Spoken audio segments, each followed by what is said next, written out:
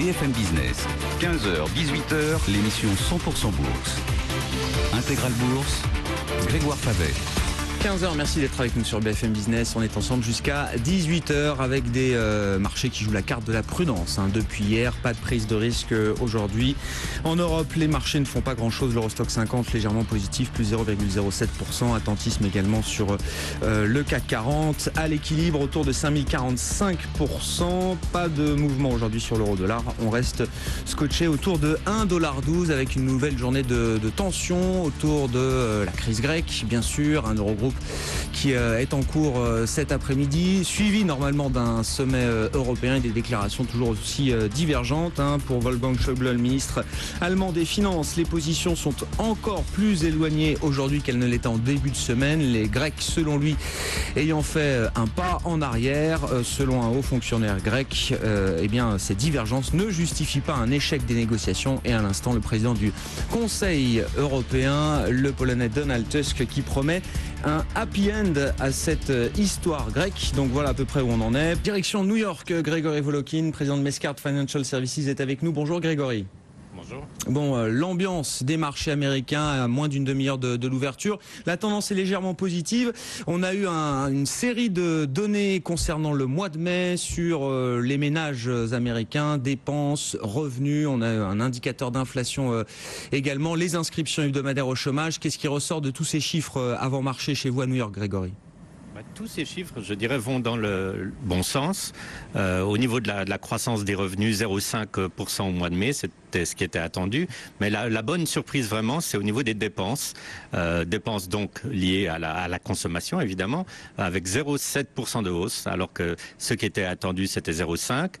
C'est la plus forte hausse des dépenses en 6 ans aux États-Unis. Donc ça montre qu'on est vraiment là, cette fois bien sorti de l'hiver, de ces chiffres qui étaient décevants.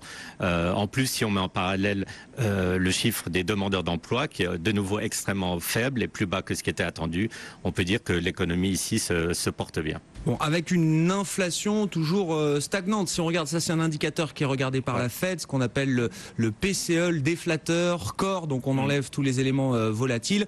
On est toujours sur un rythme légèrement supérieur à 1%. Il n'y a pas de surinflation en vue, à court terme en tout cas.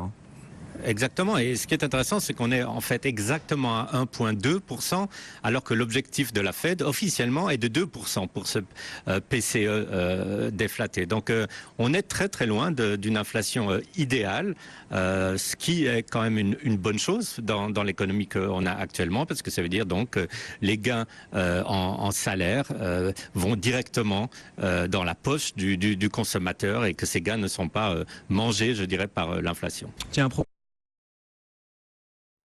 de la part des ménages américains, vous revenez d'une conférence de 2 jours à Boston sur les biens de consommation, sur la consommation courante. Qu'est-ce que vous retenez? Est-ce qu'il y a eu, des présentations marquantes, des analyses marquantes de la part des entreprises qui étaient présentes sur place?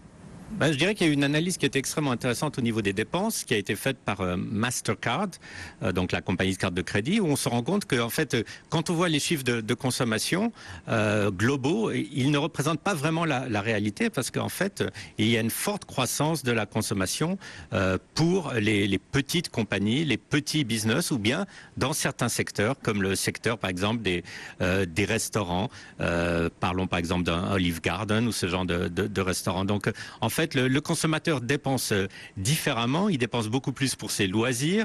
Il dépense beaucoup moins, par exemple, pour acheter des habits chics ou à la mode. Il préfère l'expérience et passer des bons moments que d'acheter des objets. Donc, consommation qui est bien orientée, mais qui est en train de changer vraiment drastiquement.